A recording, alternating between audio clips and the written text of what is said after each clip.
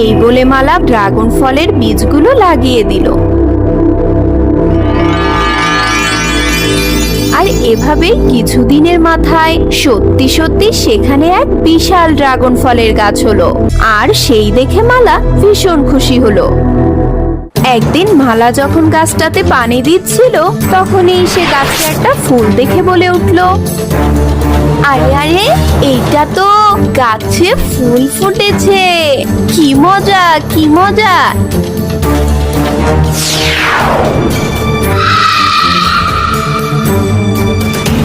এ কি হচ্ছে? আশ্চর্য তো, এইমাত্র তো দেখলাম ছোট্ট একটা ফুল ছিল, এরই মাঝে ফল হয়ে গেল কি করে?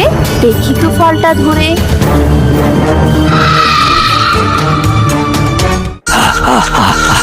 আমার অনেক ক্ষুধা পেয়েছে, তোকে আমি খাবো।